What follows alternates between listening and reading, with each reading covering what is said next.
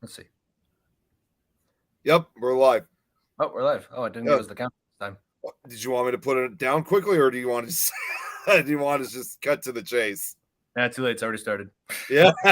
Okay. I don't know how that happened, but whatever. So, good evening, everyone, and welcome back to our horror podcast. Here once again with my good friend Nick Delay. And well, I know that we promised that we said that we wanted to look into season 2 of Stranger Things, but we just got to wait we're just going to delay that for a little bit because Nick still has to get all caught up. So, well, we will get to it. Do not worry. So, but this week we. Yep, Jeremy. But this week we wanted to look at one of our favorite horror franchises, one of our favorite slasher franchises, Friday the 13th, which started in 1980 and has been going on until I think the last one was from 2009 when they did that remake. Yep, it was. Yeah. So it's been a while since we've seen Jason roaming around and cutting down some teens. So. They've been trying to make a new one over the last couple of years, but they just haven't had the chance because of, either budgetary reasons or because, they're involved in other film projects. I mean, there's tons of reasons why they haven't been able to make another one since 2009. So Jeremy here says Friday has been quite the series to say the least.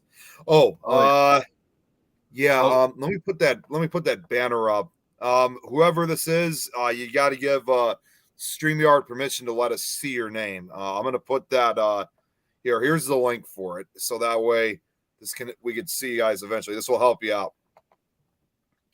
Yeah. Cute banner. He knew exactly what I was talking about. So I have been hearing about that reboot that they've been. Oh, it's Joanne. She lives out in Canada. Hello, Joanne. Good. Thank you for joining us. And so Nick, like I was about to say, they been trying to get a Friday the 13th reboot of it off the ground for a while now. And what's interesting about it is this one that they're trying to make. It takes place around winter time. So Jason going after people in snow. So that's a new one. That's definitely new because you don't really see that with previous movies because oftentimes the movies often usually take place during the summer.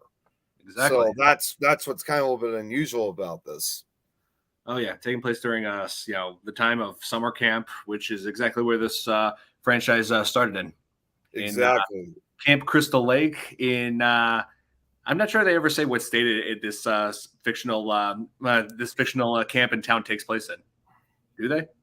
No, you know what? Actually, now that you mention that, no, they never have revealed like what state it is. I mean, you would think to yourself, like, I mean, it takes place somewhere well, it's hard to say. Some of the appearances makes it look like that it takes place like in the East Coast or the West Coast areas, but I've always kind of looked more as the East Coastern areas.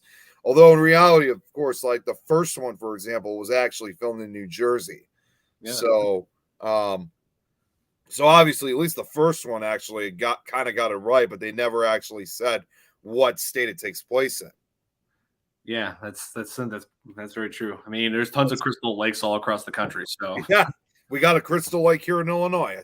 Well, not a camp, but it's a name of a town. Yeah, well, they did have a town called Crystal Lake in Friday the 13th franchise. So that is true. Okay. Oh, I said Ice isn't going to kill Jason. Jason actually proved that. That is true. Yeah, being cryogenically frozen for hundreds of years did nothing to him. Yeah. Just let it lay down for a nap. He's unstoppable. It's East Coast New Jersey because in 8, they get on the ship for the short trip from Camp Crystal Lake to New York City. Yes, that is true. I can see it does take it's Manhattan film. Manhattan, yes. It seems okay. Hey, hello Santiago. Thank you for tuning in. Yeah, we're just discussing Friday the 13th, and we've been talking about so far like the supposed location it takes place in, and we're thinking like East Coast because of the whole thing to New York. And there's Joanne now. Now you can see her. Now we can see you. Yes. And Nick, it seems like Jason like just goes just about everywhere. Like if it's not Crystal Lake, he's going to New York, and then he's going to space in the future. Yeah, I know. He's going everywhere. Wow. Yeah, Jason X really went off the rails on that one. Well, Emily, I got to say, we appreciate you tuning in and happy birthday. Happy birthday. Yeah, thank you so much for joining us. And she has a show of her own that she does, Emily Mentel. She actually used to be on the old network we were a part of, and but she does a show of her own that's on the Manifest Network as well as RU Media Network. So she lives down in Kentucky. Oh, Kentucky. I went to school in Kentucky, Western Kentucky University, where I got my bachelor's degree in film. So it's a great state. Great state. Oh, wait. Friday the oh, hang on a second. I was going to show that one. Friday the 13th is my birthday. March 13th, not today. Should have been more specific. Listen, we were thinking about having this this discussion, this episode, on either have it as our Friday the 13th franchise as our 13th episode, or have it screened like on a 13th date. But yeah, we couldn't wait that long. We decided to go with this. Yeah. Oh shit. Jeremy said he would like to have Emily on the Things Network at some point. That would be awesome. Yeah. Let's see. I'm afraid of horror movies. I avoid watching them. And hey, don't worry, it's not they're not for everyone. You know, like especially with what I've seen. I mean, take it from me. I've seen things that I've seen things at a very young age, like 5 years old, things that would give adult nightmares. I mean, that would be frightening for just about anybody for that age, obviously. Yeah, I mean, everybody's different with horror films. I started off so young, and I was hardly ever affected by it. I know, I'm weird.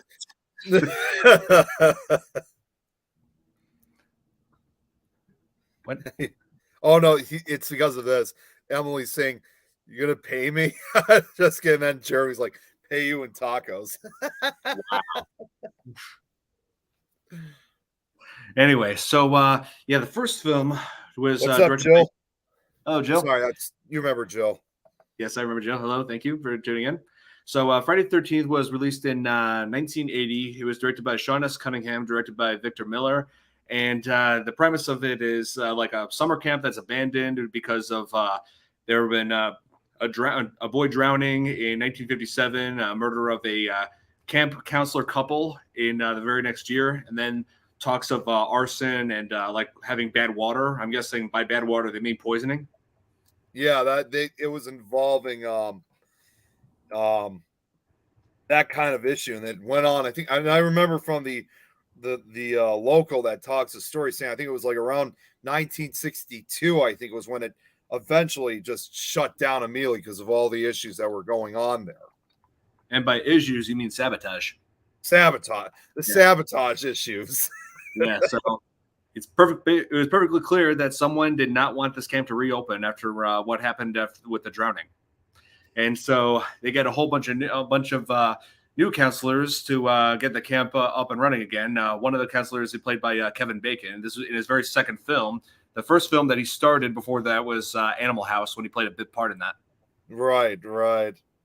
So, and he was like in his early 20s back then. So he's come along. You know, he's with what he's done since then. You know, with Footloose in 1984. You know, his career just going straight uphill from there. It's just amazing seeing. Yeah. Seeing actors get an early start in horror films that become iconic in the future, and then you look back on them, it's just wow. You know what I always find amazing with Friday the 13th is that, especially the first Friday the 13th, it really kind of helped set the stage what eventually became the slasher craze of the early to mid 1980s. Yes. Oh, get this. Oh, this is an interesting question from Emily. Do you think they started to create these murder horror camp ideas from the Girl Scout camp murders of 1977? They very well could have. You know, like you heard of that before, Don? Because I think so. I don't think I have actually. I mean, well, maybe I had, but it may have just been a long time ago that I've heard about it.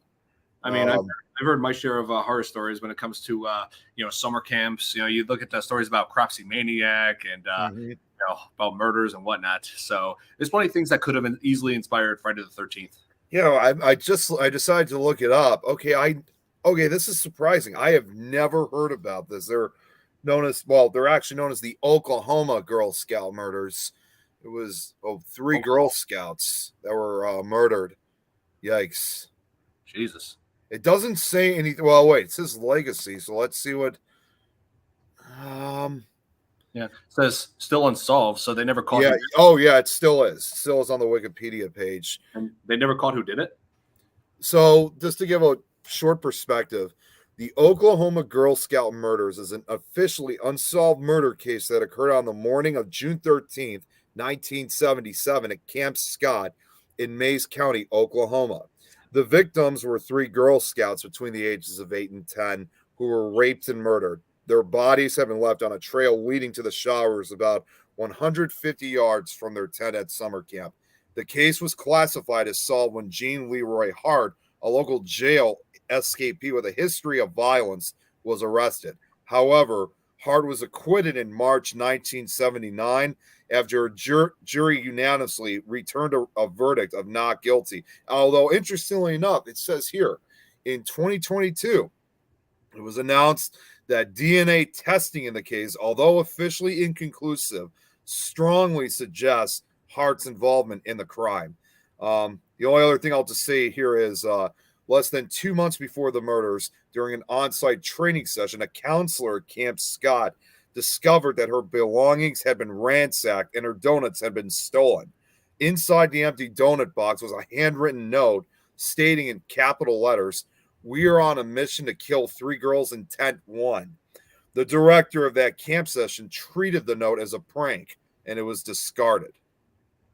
But it obviously wasn't. This guy was not playing any jokes. He was serious with what he wanted to do. Oh yeah, I mean, and now that they're saying that this year, that they may have found some DNA testing, that might suggest this guy's involvement. Regardless, it was they weren't playing around. Yeah, Jesus. Did we turn the Friday the 13th into conspiracy? Yeah. June 13th was a Monday, though, that Jeremy said. Oh, you mean like in the movie, the June 13th, 1980? Yeah, I think I actually read somewhere that the date in the film was inaccurate. I think he was talking about the Girl Scout murders. Oh, the Girl Scout. Because it happened on June 13th, 1977. Yeah, see, he said, June 13th, 1977 was a Monday. Oh, yeah. What's up, Brad? Good to see you. Welcome. So, so Friday the 13th was based on a true story.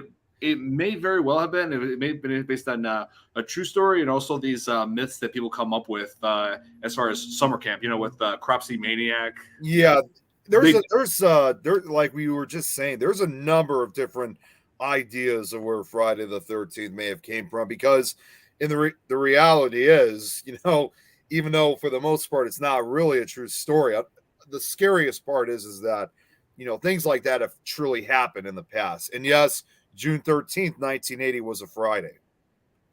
Yep, that's true.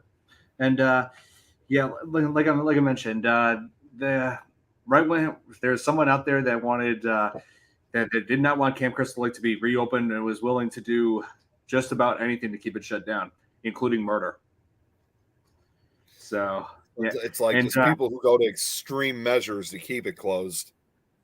Yeah, it involves some. Because this film does feature some particularly brutal killings, such as one of the most brutal ones I've seen was when the girl Marcy took an axe right to the face. Oh, that was awesome! I love that. That was. I mean, it's horrible, but I love the gore in that movie. As gruesome as that was, I do love the practical effects that went into it, which, by the way, were done by Tom Savini, I believe. Yes, it was the legendary Tom Savini, who we're familiar with the fact that he's done other films like Dawn of the Dead just 2 years earlier. What else did he worked on a lot of movies. And then of course, many years later, he directed the remake of Night of the Living Dead. Yep, that one I'm fond of. I felt like the Night of the Living Dead remake was from 1990. I felt like it was underrated because those effects that they did in that were amazing. Those actually looked like walking corpses as compared. They really did a good job. I mean, not to say that I dislike the original classic. It'll always have a place in my heart. But seeing those zombies in that remake, just absolutely phenomenal. Seriously, like if The Walking Dead, if that show had been made back then, I feel like that's what the zombies would have looked like. they probably would have. And let's not forget one other movie that Tom Savini worked on. He also made a brief appearance near the end of it, Creepshow. Yep, I was just mentioning that. Creepshow. Yep. So we thought the movie was set in 79. I think it is. Yeah, wasn't it set in 1979? Some people are saying 1979. Some people are saying 1980. Well, truth be told, like a lot of movies, a lot of movies are usually filmed the year before. So it probably was actually shot in 1979, but wasn't, released until 1980. So I would assume most likely it would have been set in the present era, 79. Yes. And one of the most iconic aspects of the I'm just looking for it right here. One of the most what is it? I do think Jason could be Sloth from Goonies. The final chapter was in 1984, and Goonies was 1985. And daggone, Corey Feldman was in both. Just saying. Corey Feldman was in both. Yeah, like Corey Feldman, he was like one of the biggest child actors of the 80s. He was in both those films. He was in Gremlins. He was in Stand By Me. He was in The Lost Boys. He was the typical child actor he was basically the child actor of the 1980s. Yes, he's the one child actor that every film wanted to have. Exactly. And I'm sure there were many other film projects that were supposed to have him in, but he never got the chance because he was already involved with a lot of those movies. Oh, yeah. And what? It was based off the Girl Scout murders. It might. Yeah, we were just. I'll have to look that up to see if there's any connection to that later. Yeah, maybe I definitely should look at that myself. Also, wanted to point out that one of the biggest Sorry, I hear footsteps upstairs, and my mom was going out to a concert. Okay. Who's up there? Oh, I thought you were out. I thought you were going out. Oh, okay. Sorry, that freaked me out a little bit. Like, wait a second, who's upstairs? It's just my mom. Sorry, go ahead, Don. Go ahead. Did you just hear me? What was that? I just said.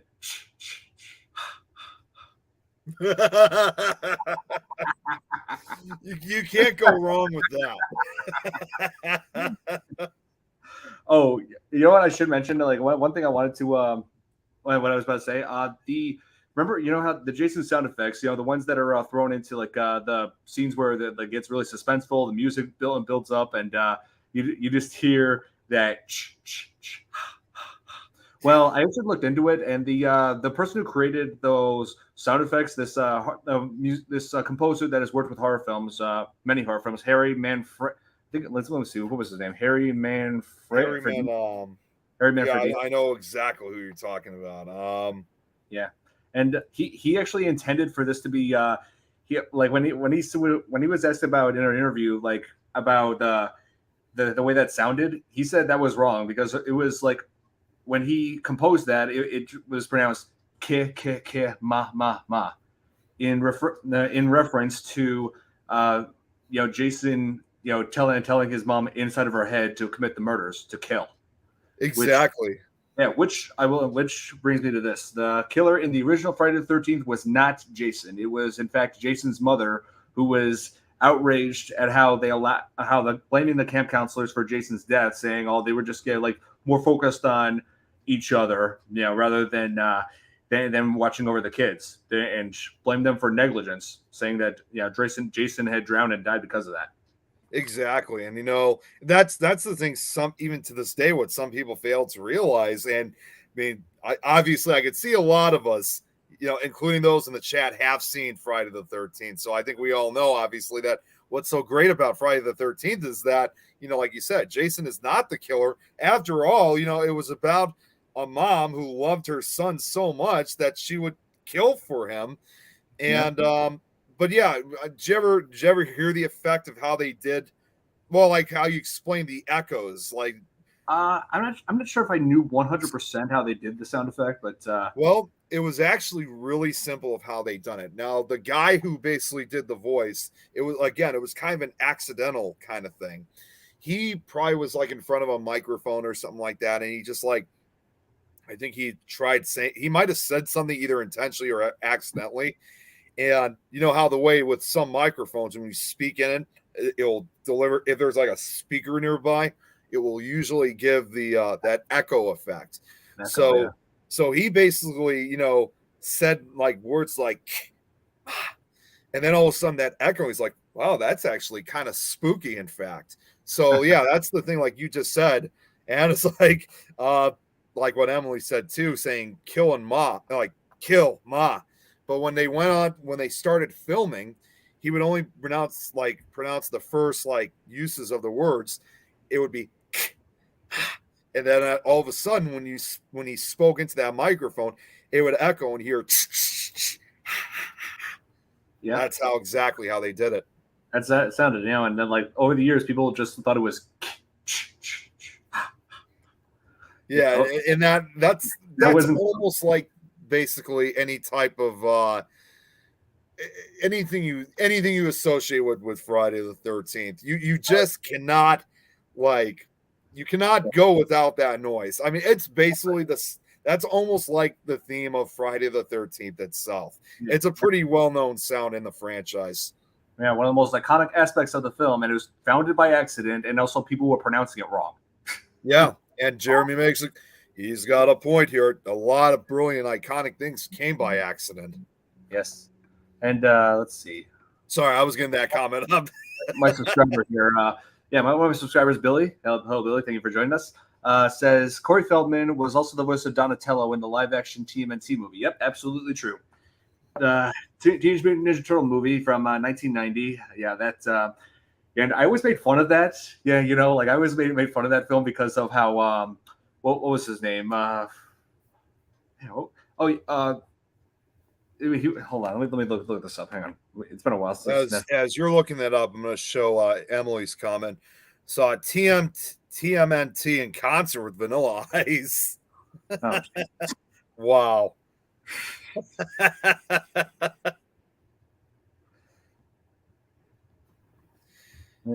Let me see. Hang on. Oh yeah, Casey Jones. The character Casey Jones. I always made fun of him because he always wore that hockey mask, and you know how TMNT takes place in New York, right? Yep. Yeah. So when he appears in the film, I'm just like, oh my god, Jason's taking Manhattan again.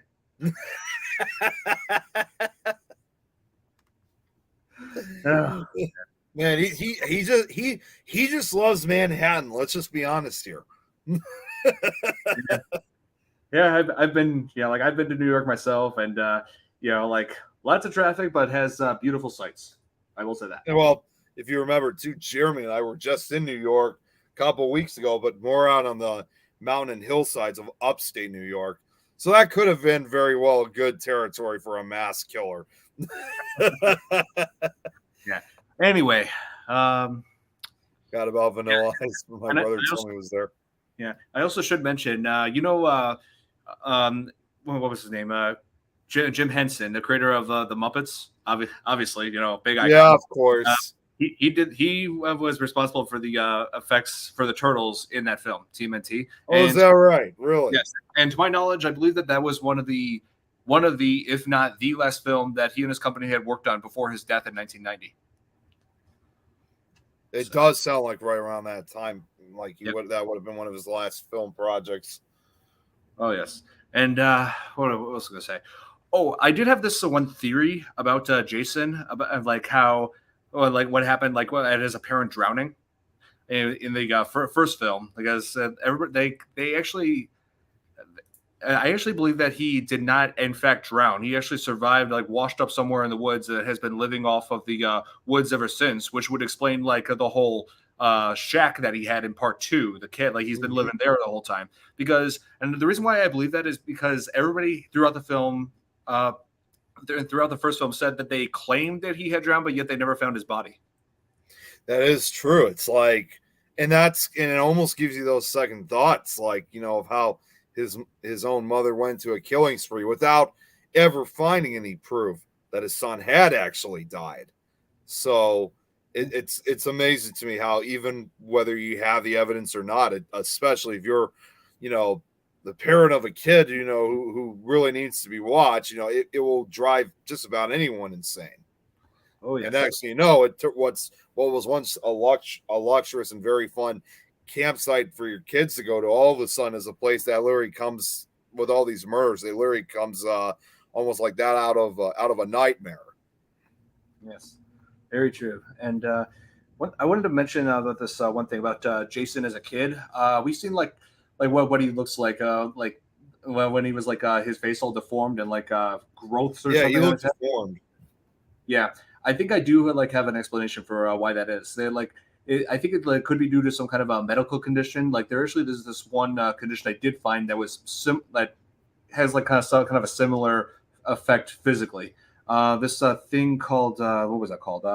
Hydrocephalus, which causes water in the brain, which causes brain fluid buildup, which can cause brain damage and severe swelling on the head. I think that's what Jason had.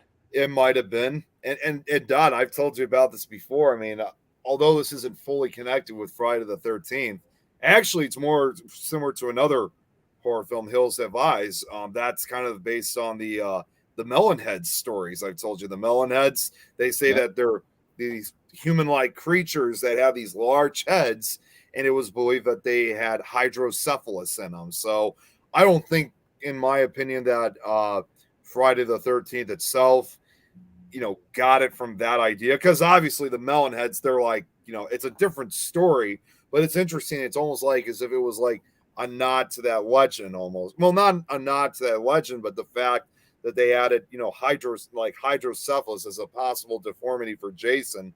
In my opinion, I think that's probably just more of a coincidence. Not, in other words, I don't think it's based on the Melonheads legend.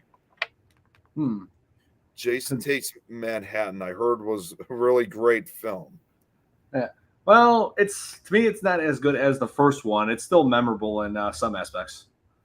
Yeah, I'm going to be honest with you, Don. Yep. That I think is the only Friday the 13th I think I have not seen. I've seen all the other ones except that one. Lucky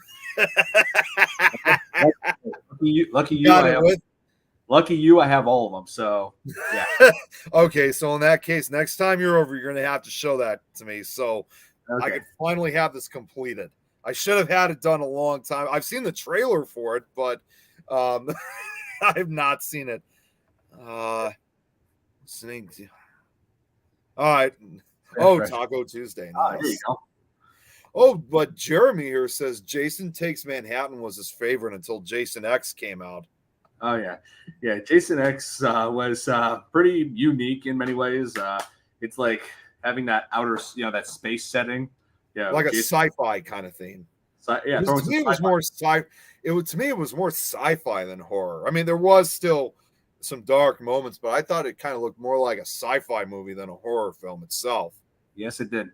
It's where I felt like they really went off the rails on that one. And having Jason but captured, which something I'm having a hard time picturing because this is like when this is when Jason had further become superhuman throughout the series, and where they've spent 2 years since capturing him, trying to execute him in every possible way, but he just won't die. So they try to freeze him till they can figure out what to do with him. But then Cronenberg steps in. Yeah, did you know that, Nick? That David Cronenberg was a cameo in that? Oh, I didn't know that. I mean, you know me, I'm a huge fan of David Cronenberg's work, so I didn't know David Cronenberg had a role of any type involved with Jason X.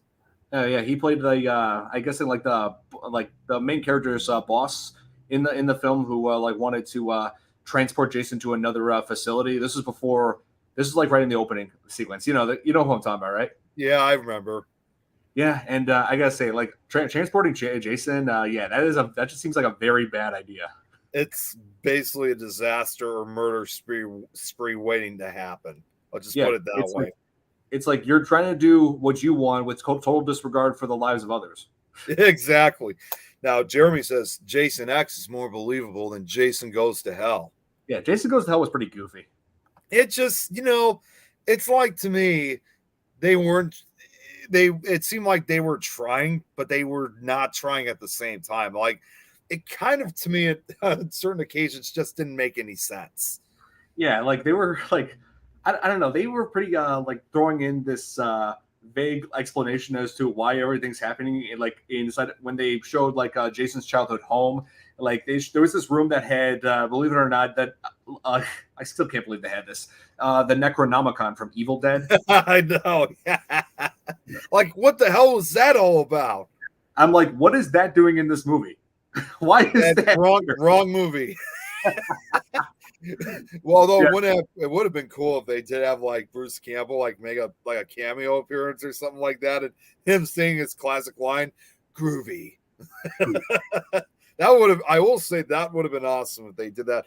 But here's a trivia fact: did you know that near the end of the movie, when Jason is actually back and he's fighting the guy out in that playground area, that park area, you know what that park was known for, right? Not just for the filming of that movie.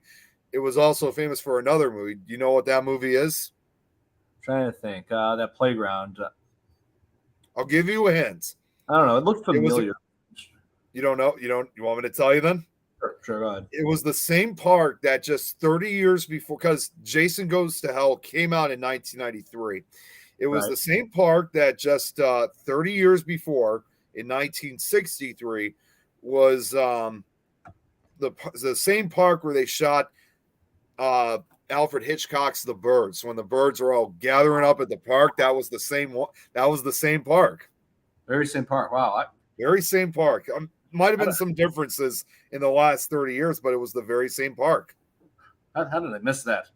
Yeah, like well, it's different because that takes, unlike The Birds, Jason Goes to Hell. That scene takes place at night, so you wouldn't be able to really recognize it probably unless you saw it during the day. Yep. Sorry. Okay. Not sure if there will be another Friday the 13th movie because Victor Miller won the rights of the movie back. Oh yeah, he got it back, and its characters, and was not a fan of Jason being the killer. Well, how are you going to do Friday the 13th without Jason then? Yeah, and not to mention that his the original killer, his mom is dead. So yeah, I'm sure how you're going to pull that off. Oh, speaking of which, I wanted to go over like how that film ended, like right when finally we got the final girl. We've got Alice fighting off Jason's mother.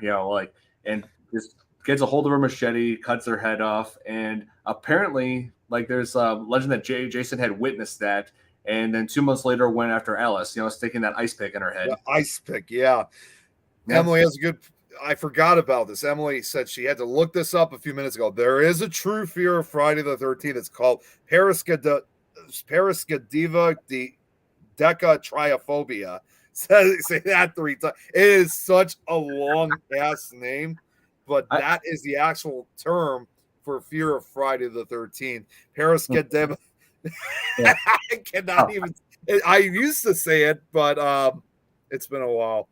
Right. Okay, love Bruce Campbell. He's in the Sam Raimi Spider-Man trilogy, very true, and Evil Dead series since the 80s was another horror series with Robert and Robert Davi called Maniac Cop. I have yet to see Maniac Cop, but I hear it's like I hear it's worth seeing. So yeah, I haven't seen it either.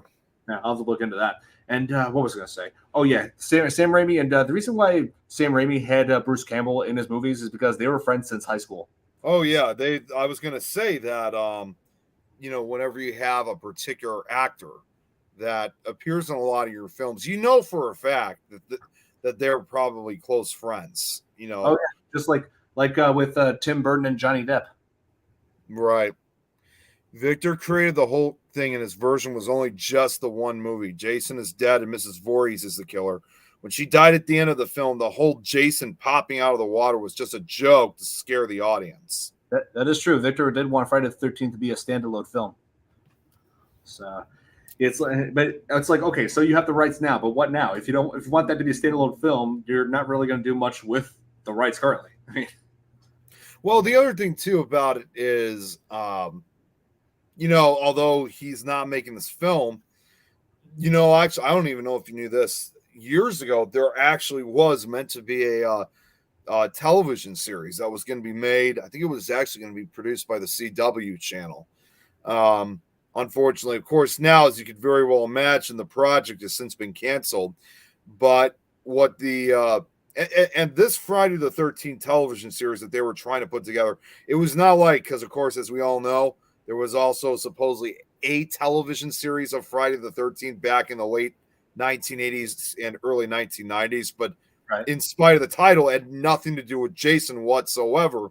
This Yeah. was going to be a series where they were going to focus on Jason, and from what I remember hearing was the show was going to continue on the tradition of Jason, brutally murdering, troubling teenagers and whatnot, or those camping at Camp Crystal Lake. But they were also going to go as it wasn't just going to be that. They were actually going to explore more of Jason's history. Like, because we know, like, for example, we already knew, for example, who his mother was, but we never found out, like, who his father was, if he had the, like, grandparents or ancestors before him who were, like, in other words, almost like exploring if there was, like, madness within the Voorhees family long before Jason kind of took the torch, if you will. Right. And, like, the only thing I do know about Jason's father is his name is Elias Voorhees, which was mentioned in Jason Goes to Hell. Right, and that's the only time you ever hear about him. There's no other background information about who his father was. His father was Freddy Krueger. Yeah, I doubt that. Yeah. Well, Jason came out first. Freddy Krueger, Nightmare on Elm Street, didn't come out until 1984. Yep. Oh, yeah. And there was something else I wanted to say about the second film where we finally get where Jason is the killer. But one of the most iconic element and like aspects about Jason is the hockey mask, right? Well, let me just grab something really quickly. Hang on, I got something for it. Okay. You talking about this? Yeah. I always love that thing. Yeah. But, right. Well, in this part two, like I said, in part two, he did not have the hockey mask. Instead, it was a like a potato sack, like a burlap sack, or it was a pillowcase. So it was either a potato sack or a pillowcase over his head, something like that. It was that for his eye with an eye hole cut out, and he constantly wears this mask to hide his deformed face, and missing the notch in the mask. Yep. And it wasn't until part 3 where he finally donned the hockey mask after he took it from one of his victims, the prankster Shelly, who decided it was a good idea to prank the girl that he liked by grabbing her while wearing a hockey mask and having a spear gun. Which is just like, what the hell, man? Like, you're just waiting for an accident to happen. And Jeremy, he got it correct. It was a burlap sack that he was wearing. Burlap sack. Okay. So but it's funny. It's like what originally, in this case, like with the mask, what originally intended to just be like his way to hide his deformities, almost like originally you would think it would just be like a temporary thing that he would wear on his face, eventually became another huge trademark in Friday the 13th. Oh, yes. And in part 3, ever since he always wore that mask, which went through all sorts of changes throughout the series, such as the very end of the film when the final girl, Chris, where she just drove that axe right into his head and left the chip inside the top corner of the mask, which has been consistent, which they've consistently had throughout the series since. But this one doesn't have that. Obviously, it's like when the mask was like first introduced. So what I love about when they leave that crack in it is like it almost has like a scar-like appearance, like it's an irreparable injury that he has, and it remains on the mask for the rest of the series, even though we never hear from Chris in the third movie ever again, but that mark always still stays. Except that's not entirely true. There was in the beginning of final chapter, we do briefly see Chris like hugging like her parents in like one scene. Yep. It's very brief. It's like very, very brief. It only lasts for like 2 seconds. That is true. Actually, I'm glad you brought that up because I thought actually on second thought, I think we did see him at one point. Let's see here. The burlap sacks were used as Halloween masks in the past, where they would make their own costumes to trick or treat through too. Okay, so that little symbolism there. Yeah. He said, "Oh, this is true. Friday the 13th Part 3 wasn't bad. It was just annoying how they were very blatantly tried too hard for the 3D aspects." Totally agree with you on that. Like I said in the previous video when we were talking about Jaws 3D, which is released around the same time as Friday the 13th Part 3, I felt like 3D was just like a cheap gimmick that people were just using in horror films. I mean, it doesn't really add much to anything. And then, not to mention, you also had, like I said, Amityville 3D. That was another one that came out the same year. It was like 1980. It was almost like as if for any horror film franchise that was going up to Part 3, they thought, well, what better could it be than release it in the year 1983 and have it in 3D when people tried using 3D glasses, and for the most part, it didn't even work. It was like they were just obviously trying to do this to get, more attention for their films. Yeah, it's very true. And well, I will say this, like the mask for the most part has much consistencies. I noticed quite a few inconsistencies as far as Jason's appearance. Like you know how in Part 2 where he has hair, right? When they unmask him. In Part 3, he's bald. Yeah, he's completely bald, and he's like that for the rest of the series. Yeah, and this Part 3 takes place like immediately after the events of Part 2. So like, what happened to his hair? Yeah, that's what I've always wondered for the longest time. And most importantly, I mean, I know, of course, he also not only does he lose his hair, you can kind of say, I mean, in addition to getting the masks, it's like he's changing, he changed like his entire appearance. Like, understandably, it was probably due to the result of trying to heal from his injuries in the last movie. But you remember he had the appearance of almost like a backwoods farmer, almost like he was wearing like farming clothes. And then from Part 3 and forward, he was wearing like these almost miner like black clothes that he was wearing, almost almost like that of a miner, if you will. Yep, that I noticed. Yes. One actor even looked straight into the camera to make sure he had the pole pointed straight at the camera. Yeah, he's prepping for sloth. Nice. But and also Part 3 had some pretty dumb characters aside from Shelley. Like there was this one subplot in the film where this couple, Andy and what was her name? There was this one other character, but Andy and his girlfriend, they were expecting a kid, and like there was one point where he offers her like marijuana where they were trying to hide it because they thought they were getting pulled over by cops. Oh, yes. Yeah, and she's like, "No way, we're pregnant, remember?" But later on in the film, when she's taking a shower, he like offers her a beer, and she says, "Yeah." Like, what the hell are you doing? That's just like an act. I'm like, oh. Well, you have to remember though, they're teenagers, and they're going against the rules. So I mean, that's kind of the whole aspect, like you see with not only Friday the 13th, but also several other slasher movies. A killer going out, killing teenagers. Most of them, are breaking the rules basically because it's a common theme in the films where you basically have a group of teenagers, going out to basically an isolated camp completely away from, adult supervision. And then, of course, as you can imagine, they're drinking, they're doing drugs, they're having sex at a young age, they're causing trouble, they're just anything you could think of a troublemaking teenager. And, it's like a killer like Jason, is going to set the record straight. So it's like giving you that type of, it does have that kind of message for teenagers out there, It does. Don't drink until you're 21. Don't be, doing drugs. Don't have sex until you're a teen, until you're 18 or 21 or married. So it really does have that symbolism for it. Yeah. So, I mean, in that scene when Debbie, I just remembered her name now, Debbie, when she said yes, the moment she said yes to that beer, I'm just like, okay, seriously, now you're just intentionally being stupid. Exactly. Oh, Jill said she took film class in college. Oh, nice. Yeah. So, taking film class or acting class, I'm guessing.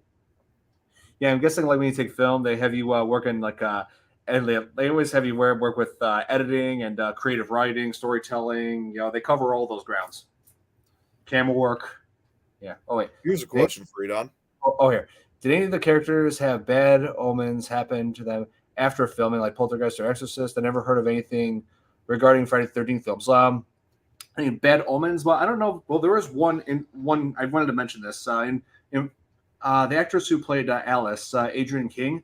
I don't know if it's considered a bad omen or not, but she actually did. I have to take a break from acting because right after shooting this film, she actually had a issue with a stalker who was who tracked her down and was slipping Polaroids of what she was doing throughout the day underneath her door. And what? I'm just like, I didn't hear about this before. I'm just like, okay, that is just creepy. Wow. And this was during a time where stalking celebrities was treated like a joke. Wasn't taken seriously back then as it is today, which was just shocking to me. But they did catch the guy; he was arrested. But I was horrified reading that. I just thought, I just hope that she's okay, and has managed to overcome the trauma that she's had and managed to move forward with a great life. Yeah, that's just like, I didn't know anything about that, but I was going to say, as far as I'm concerned, to kind of also answer Emily's question, I don't know of any bad omens that follow for any of the actors or actresses other than that. So the fact of what you just told me, that's brand new. And and yes, it is true. Jeremy says a lot of actresses get stalkers. Now, that's the unfortunate reality of things. It is. I mean, getting involved in films is a lot of fun and it's great, but it does have its risks no matter what type of film you're in, whether it's a horror film or whatever. So, and I will tell you guys this, because Don, I think, now correct me, didn't you meet Adrienne King at Flashback Weekend? See, I did. I actually was fortunate enough to have met Adrienne at Flashback Weekend. She was really nice. So, and it was actually funny. She was actually packing up her table at the con, and so I guess you got to say we got her right at the last minute, and I was able to get a picture with her quickly. So she was really nice. She was really nice. Oh yeah, one person that we did meet from the Friday the 13th franchise. I will say this was one of the actors who played Jason and has played Jason more times than any other actor in the franchise. Yeah. It is legendary horror actor Kane Hodder. Yeah, and he is a strong guy. Oh my God. He's got a lot of strength in him. He does. It's no joke, man. Like because I remember seeing him, he's not, as tall as depicted as Jason in the films, but he has like the build of a bouncer or a wrestler. I'm actually surprised he hasn't been like a security guard. I mean, yes, there was that scene he was in Jason Goes to Hell, but like being a real security guard. And it is true. Kane has killed tattooed inside his lower lip. Wow. Really? I didn't know that. What?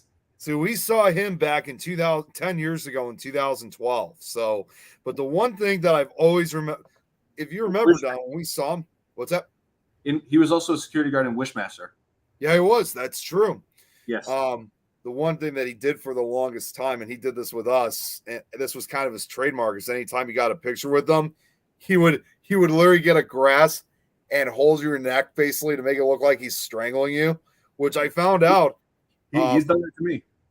Well, he has done that to me. Yeah, he did that to both of us. But from what I've heard, and I don't know if you heard about this, Don, he doesn't really do that anymore as much as he used to, because he's always concerned with, people's health, because not everyone may be able to handle it like we did.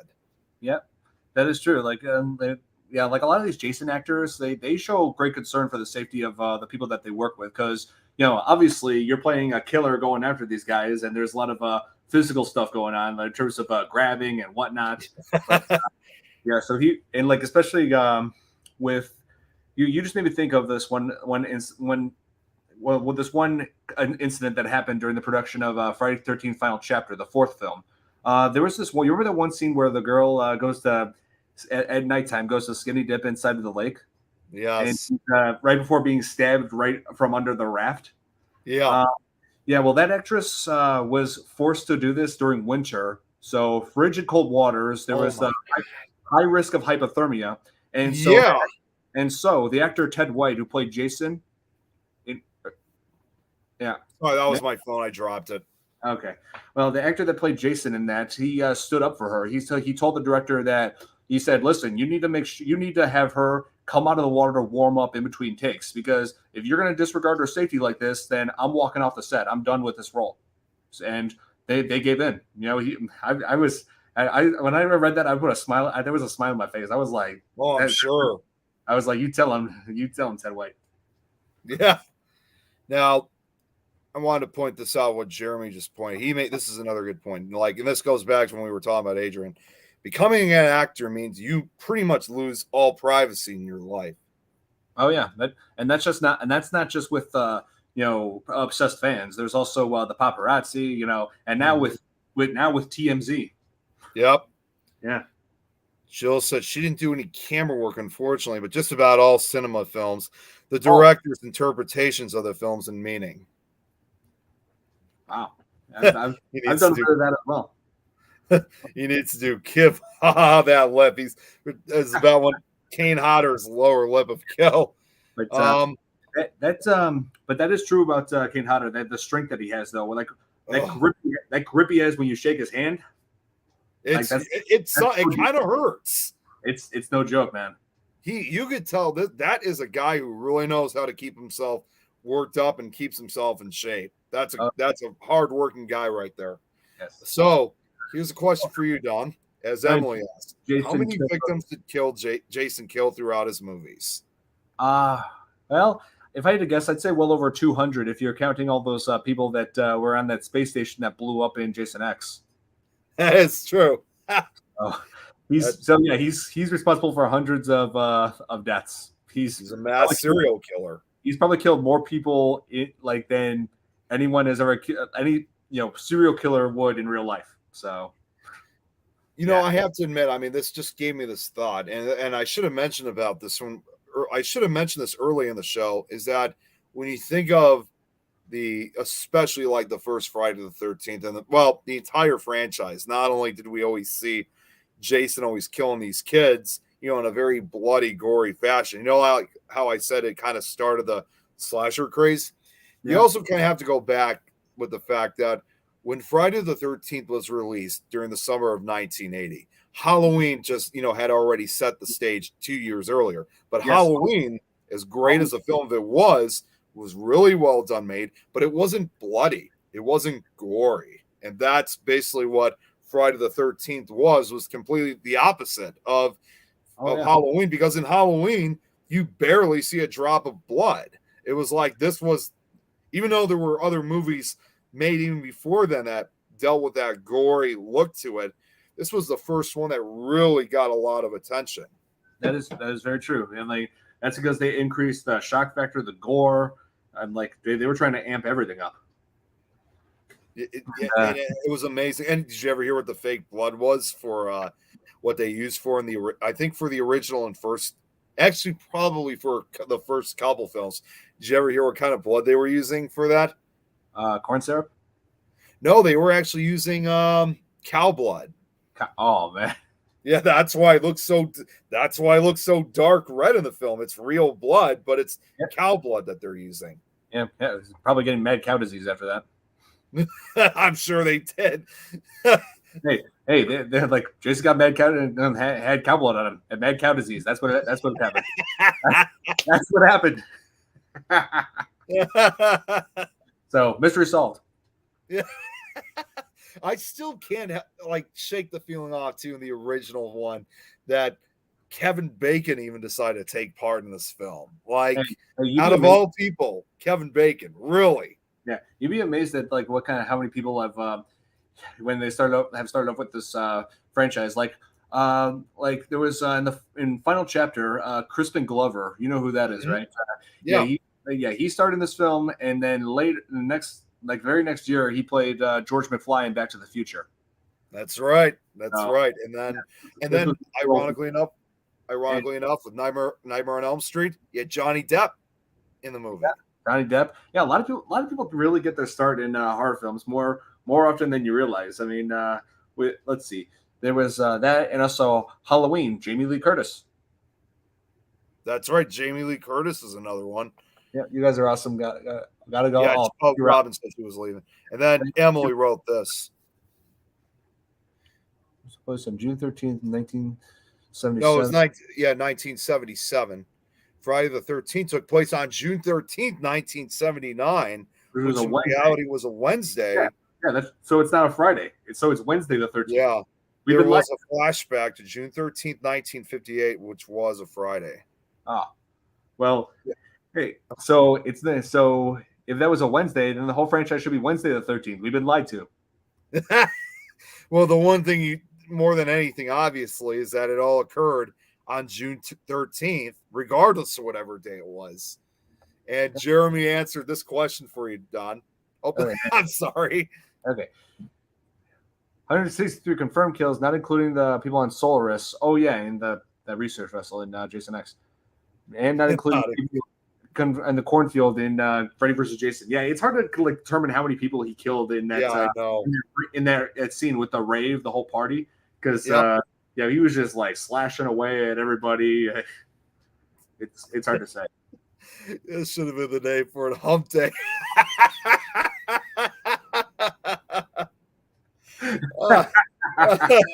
That's pretty good.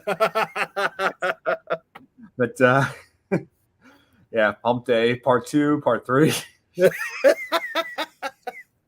That's funny. That's really funny.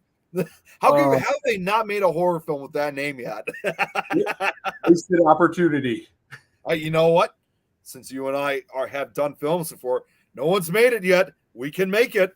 We can be rich as hell. Oh yeah. Writing the script on my phone now. Yeah.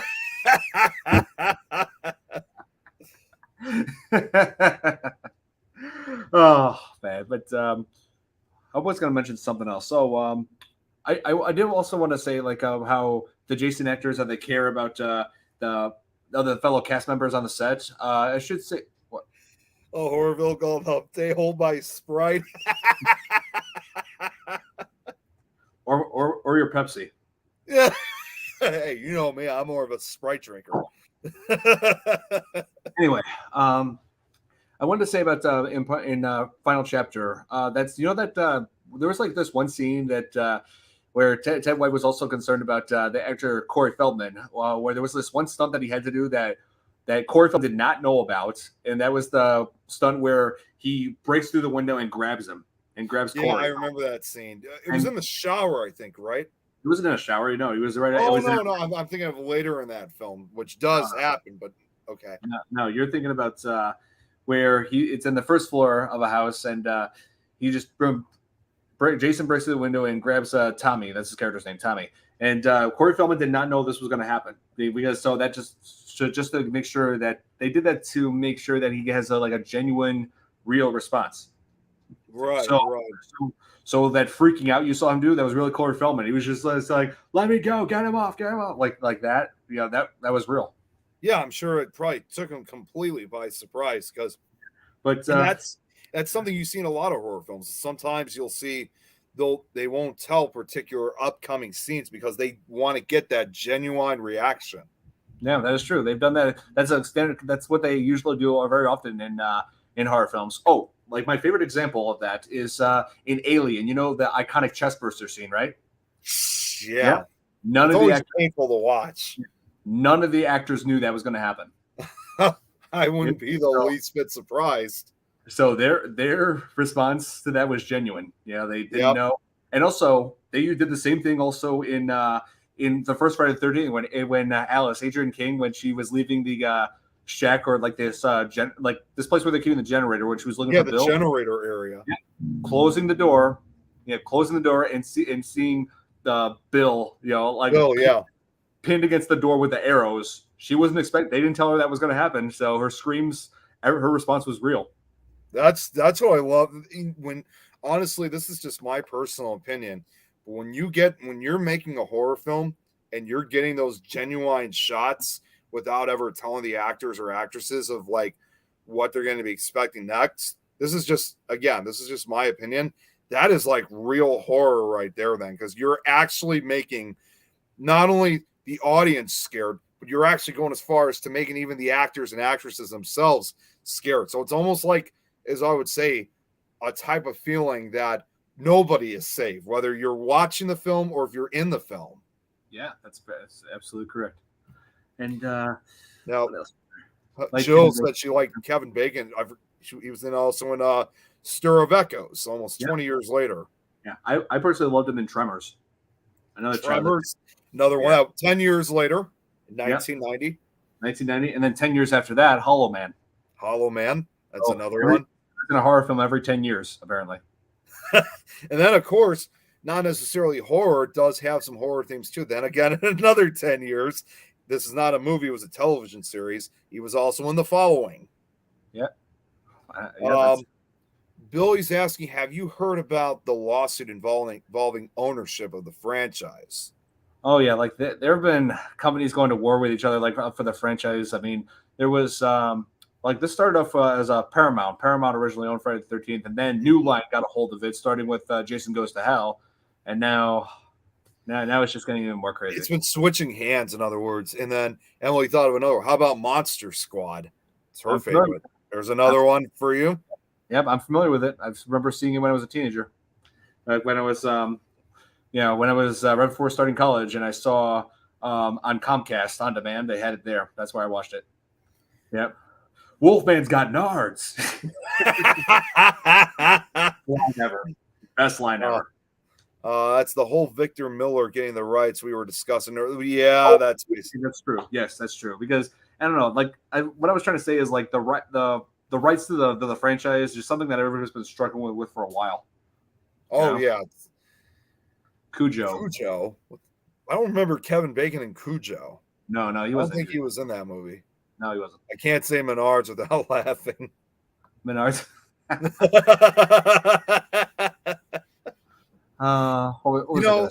Can I also say something else really quickly? Like it was involving how it's kind of something involving when you were talking about the reactions with these films.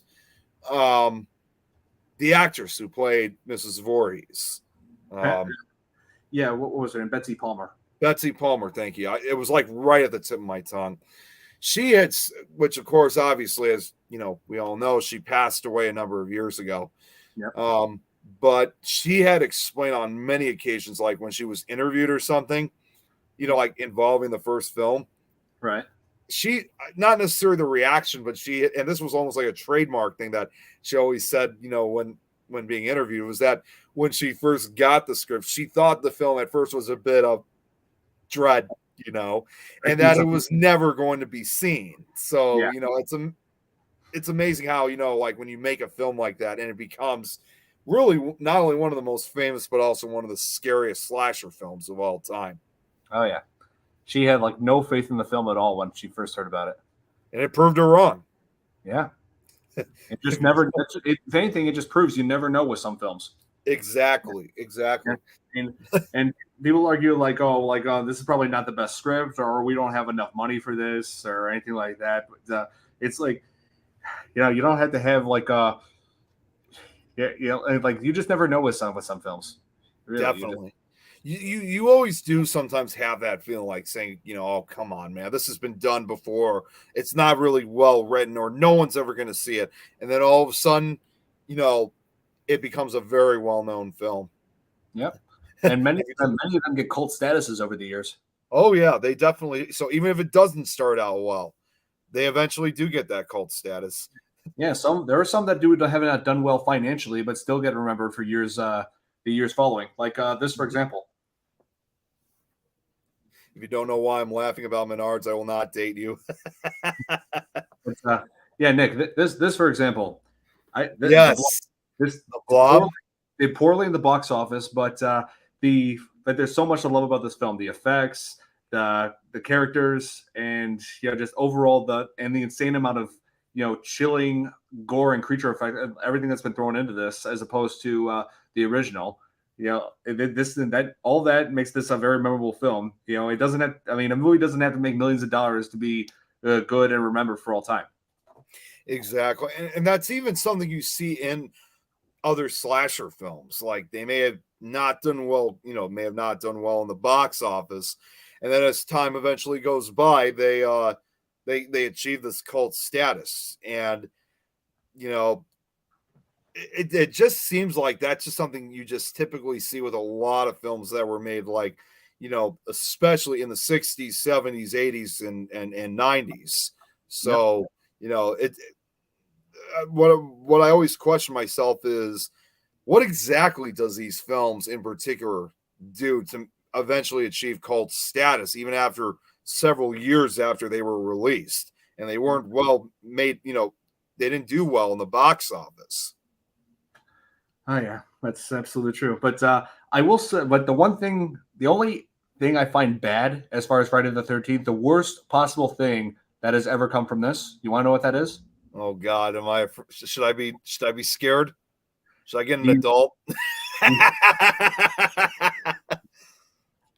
It is the NES Friday the 13th game. Oh yes, I know exactly that game. That is terrible. That was horrible. That was probably the worst game I've ever played as far as NES. And I'll be honest with you, I played it years ago, like when I was like 18, over at a flea market down in over in California.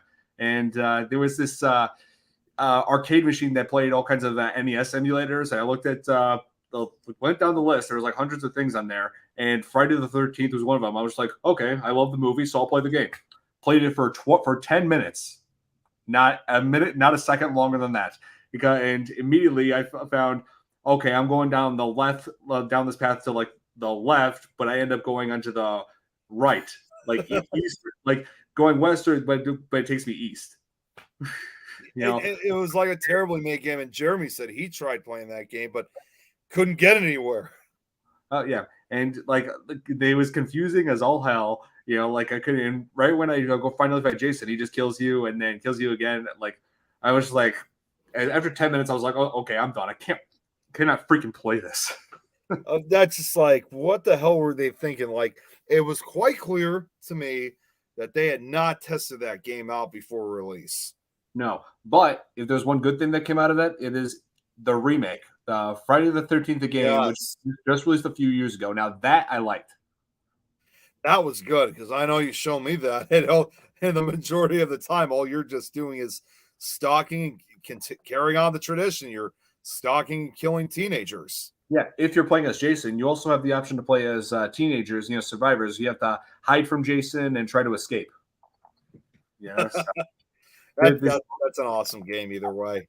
I like it how it gives you that concept, but also they throw in like incredibly accurate locations, like from the movies. Let's like, for example, the camp counselor the training center. I don't think that's actually a thing in real life, but anyway, from part 2, like everything was so incredibly detailed, it was insane. Yeah, oh, definitely. All right, let's see. A side note, since I'm brunette, I remember watching Friday the 13th when I was young and wishing I was blonde, because it seemed like it was the blonde that always lived, which of course was not the case at all. No. Like blood, I feel like blonde women get killed in more horror films now than ever. I know they've really been really been going like all different directions nowadays with the final girl. Yeah, like what do horror films have against blonde people these days? That's what I've always wondered for the longest time. I don't know about you, Nick, but I'm keeping my hair black. And I'll be keeping mine, my dark brown. Well, looks black on camera, but it's actually dark brown in color. Yeah, I mean, I used to have dark brown hair. I used to have brown hair, but then it just turned black as I aged. My hair actually used to be more black in color, to be honest with you. Oh, so we're opposite. Okay. No hair dyes are going into this. Nothing. So thank you, you guys. You just gave me a whole new reason why I will never change my hair color. Can I also say, all this talk about, again, these different Friday the 13th films, including the 4th one. Yep. I don't know about you, Don. Now you tell me what you think after I tell you this, but with the 4th one, which, of course, obviously was supposed to be the original final chapter. Yep. Did you think that they should have ended the series from that point forward, or did you think that there was still a lot of potential for when they made part 5, like a year or 2 years later? Yeah, part 5 I was not too crazy about, but part 6, now that actually did have potential. Like showing like bringing back Jason as this supernatural being. And also, and I will say this leads me to another point. A lot of people like to categorize Jason as a zombie, which I don't think is very accurate, because zombie would imply that he was brought back from some sort of a plague or from some voodoo practice, like under control from another entity, from another person. But that was clearly not the case with Jason. Like it seems that Jason always comes back with a purpose, and that purpose is his revenge, to taking out anybody that enters his territory. So he seems to have the more of a characteristics of a revenant. Yeah, I was going to say to me, I thought he was more of a revenant than like an actual zombie. And just because they have that undead appearance doesn't mean that they're always a zombie all the time, especially because put it this way, zombie is basically one with a lot of times usually non-intelligence, kind of like what you see in the classic George A. Romero films. You can't talk to a zombie. You can't reason with a zombie. All they want is your flesh. With Jason, he still has that memory, so I could understand why he's more of a revenant than a zombie, definitely. Oh yeah, and Jeremy just pointed this out. It wasn't until the sixth film that Jason came back from the dead. Yep, came back Frankenstein style, because struck by lightning. Yeah, exactly. And in my opinion, and again, this is just me, but when when you start watching if you watched all the movies together, yes, you personally don't really get scared about it, because it's the same thing over and over again, but it's still a lot of fun. So what I'm basically saying is, to me, Friday the 13th Part 4, the final chapter, I think was probably the last one where I actually thought it was kind of scary, because now that years have passed since I've seen them all, except for the eighth one, I think it was much more scarier when Jason was actually human, like when he was actually alive and not this undead revenant. So, to me, I think after final chapter, to me, the series was still fun, but to me, it just wasn't as scary as the original, first four films. So I think the fourth one was really the last to have like an actual like scary theme to the movies. Oh yeah, that's fair. That's right. Put it this way. But I will. Yeah. Go ahead. Yeah, like I was just gonna say, like, it's like crazy how they just they said final chapter, and then the next year they throw in another. They say new beginning. Yep. It's like final chapter, and then Final Friday with Jason Goes to Hell. They call it Final Friday, so they lied to us twice.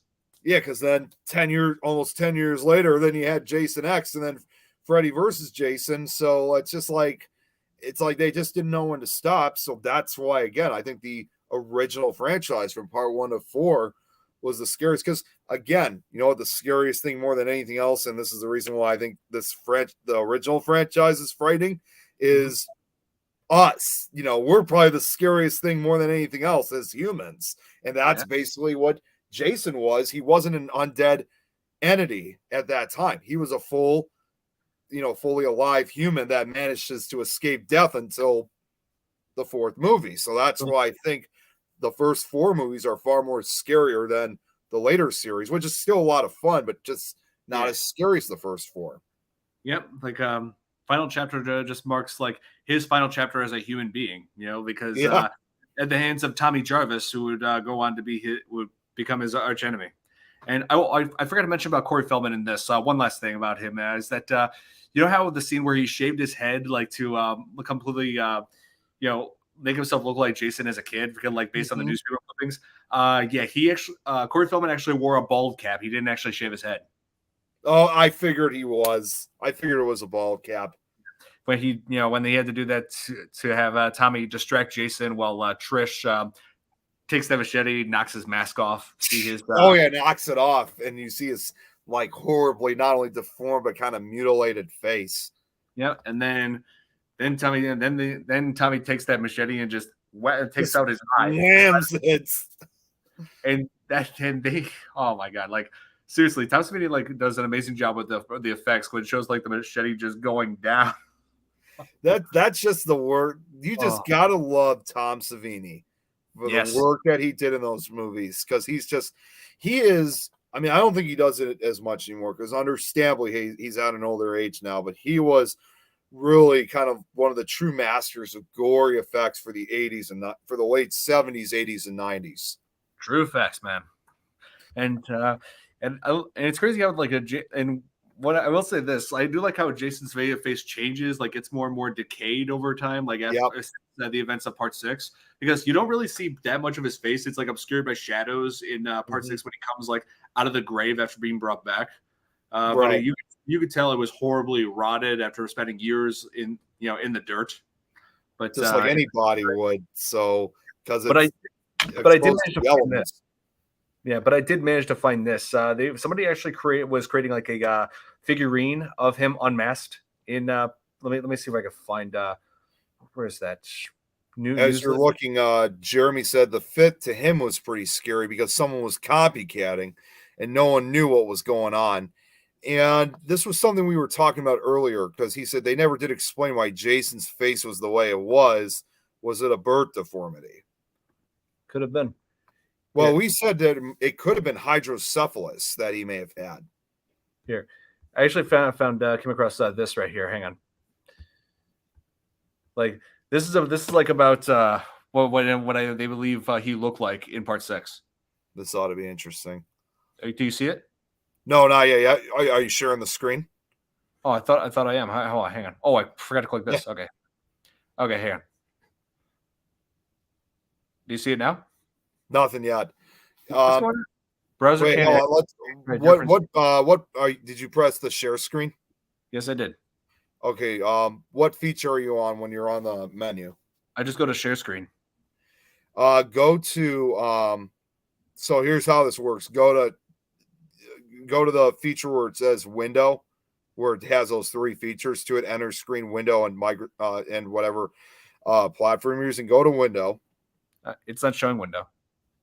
What does it have on your message? Because there's entire screen. Yeah. You want tab. That's what Jeremy's saying. Okay. Let's see. Share. It's not showing tab. It's showing slides, extra camera, video file, and share screen. That's it. Go to. Okay, hang on. Let's go to share screen. Okay. Okay. So what features? There's there's 3. Yeah, there's 3 features. The center one should be. Yep. There you go. Now you got it. Oh.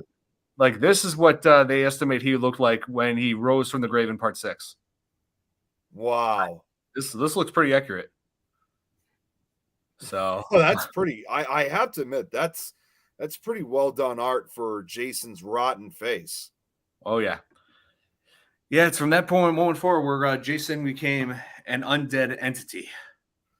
So. Do I have to learn this too for Thursday, or just join your room? Jill's gonna she's talking about, because Jill's actually gonna be a guest on our show Supernatural Talk this upcoming Thursday. Yeah. Oh, nice, cool.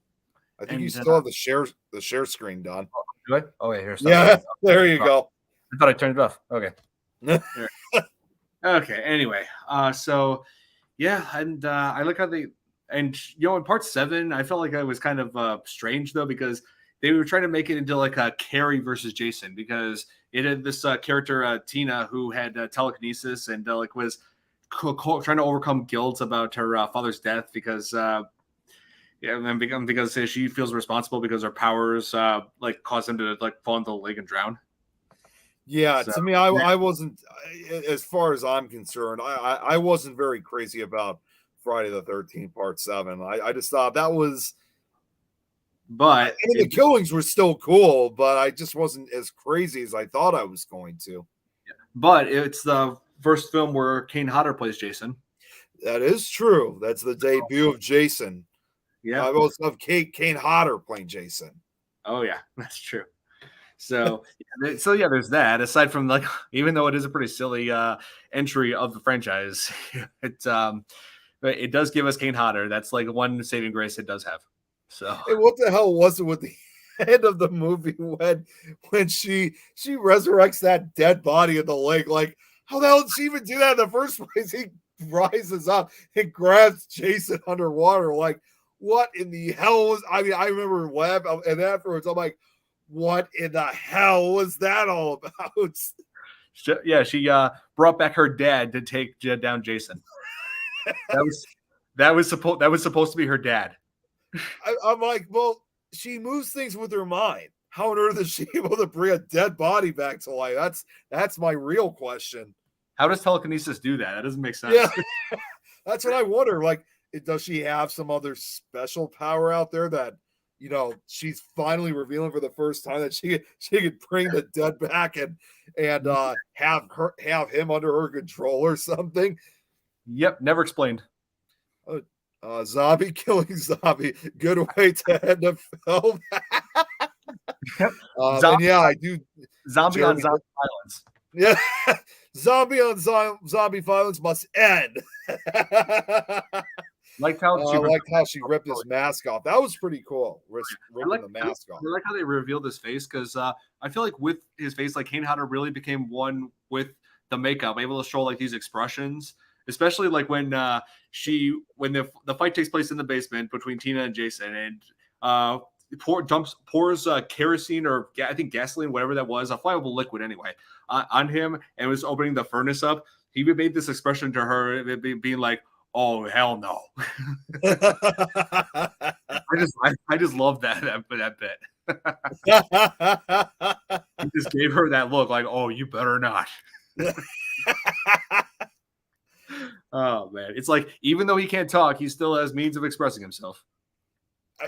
It's like sign language he's using. If we're using his facial expressions. Let me see if I can find that bit. Hang on one second. You know what? Let me see if I can find that. Hang on. That would be awesome if you were able to find it. I'm sure they have it on YouTube. Hang on. It's got to be on YouTube. 13/7. I'm just gonna say 7. They'll know what I'm talking about. Let's see. And yep, they do. You found it? Yeah, I found it. Right. Like, okay, here. We'll just go to this bit, and I'll share the screen again. Let me just go to. Let's see. Oh, come on! I was just doing this. How do I keep forgetting this? I know it's a little bit tough when you start sharing for the first time. Okay, here, share screen. Okay, this bit right here. Oh. Okay, right. Okay. Now look at that. Now here's this. The expression right here. You just don't even think about it, pal. Yeah, he's just like, oh, he's just like, oh, hell no. And sets him ablaze. And does it kill him? No. Yeah, because he's a revenant. Yeah, it's like you killed him, you set him on fire, and it blows up the house. And it destroys the house, but it doesn't kill him. Nope. And it takes her powers to revive her dead father to kill him. Yeah, that, like I said, I'm still trying to question the debate. Like, how in the hell was he able to actually do that? But here's the real question, too. Here's another good question. If her dad had died a number of years ago, right, wouldn't he also have that same kind of like bloated, kind of decayed look to him? I mean, he looked like he was completely normal underwater. I mean, There's no way a body could last like that for that long, especially if it's resting on the side of a bottom of a lake. It would be like decayed and bloated. Yeah, he had been dead for years before those events in that film. Yeah, so how the hell is he still like mid condition? Because again, first time I saw it, I wasn't sure. I was even asking too, like, who the hell is that guy?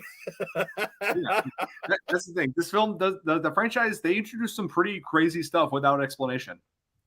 And again, same thing with the powers. Like I said, how on earth was she able to bring him back from the dead? There's no way that could have not been telekinesis that she must have used something else. I'm sorry, but she must have used something else that she may have just discovered when doing that. And I forgot to mention this before. I like how when they brought back this new Jason, Revenant Jason in part 6, like very first thing he does, like not only does he have an undead appearance, but it demonstrates superhuman abilities. Like right when he's being when Tommy's friend, I believe his name was Hawes, hits him in the head, I believe I think it was a shovel, barely faces him, turns around, pushes his fist right through Hawes, right to the other side, and has his heart in his hand. Yeah, he's got like superhuman strength despite his decayed look to him. Yep. So he's basically giving him the Indiana Jones Temple of Doom treatment. Kalima. What's really fun is we are going from Jason Voorhees to try to contact Walt Disney. Oh my God. So yeah, it looks like Jason learned long before Indiana Jones did. Yep. Hey, I mean, Paramount doesn't Paramount own Indiana Jones though? I think they do. I believe so. Yeah. You don't think Disney's going to buy Paramount, do you? I don't think they. Well, I mean, truth be told, Disney's trying to buy everything, but I don't think they're going to get Paramount. Yeah, no. I mean, when I think back to when they bought 20th Century Fox, yeah, like obviously for like some of the kids related content and like also for The Simpsons, that also came with a whole bunch of things that were not for kids, such as the Alien franchise, the Die Hard franchise, Predator, long list of other things. A lot of different stuff that wasn't meant for kids. It's like really, Disney, you seriously want to expose kids to that? They don't know what they're doing anymore. That's all I got to say. Yeah. But yeah, I love Jill's response. Oh yeah, busy night. But yeah, I wanted to mention this about Jason. Like his appearance all constantly changes throughout the franchise. But I think where they really dropped the ball was with Jason X, because I did not like how they transformed Jason into a cyborg. Yeah, I know. It was just like I didn't expect that. I really didn't. It's like okay, I'm willing to accept some changes, like him going from like a normal human, but to a revenant. But it's like sure, but a cyborg, just no. I'm sorry, no. Which to me almost looked like a ripoff of the Terminator, in my opinion. Yeah, he does have that. He does have a Terminator look to him and and Jason X. Yeah. Oh wait, Disney's been exposing the kids for things for that. Oh yeah, we do have to end this. You gotta wrap no, he doesn't. I got to talk to him about that. We'll talk after the show. Yes. So right. We're going to wrap this up in a minute. There's one thing I wanted to put on here. Disney has been exposing kids to things for decades. Yep, they have been. Long list of crazy things, like including some aspects that do not age well to this day. Not just in terms of violence, but also in racism as well. Yeah, things that do not age well. All right. Yeah, there is a horror film of Winnie the Pooh. So yes, and Emily, we'll talk about that next time. I'll tell you about it afterwards. Oh yeah, this I gotta hear. Yeah, you're gonna laugh. I can promise you that.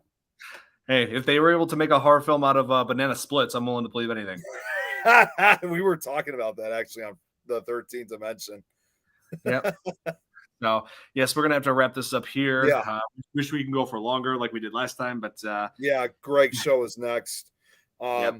Just really quickly for tomorrow's episode, the Nick Files. It's actually going to be the final episode of season 1. So after I do this episode tomorrow, I am going to be taking a hiatus from doing the show on Wednesday. Of course, obviously, I'll still be doing the show here with Don. I'll still be on Supernatural Talk and also on the 13th Dimension with Jeremy. So I'm going to try to bring this, because now I'm running out of presentation. So I need time to start putting some new ones, new documents and presentations together.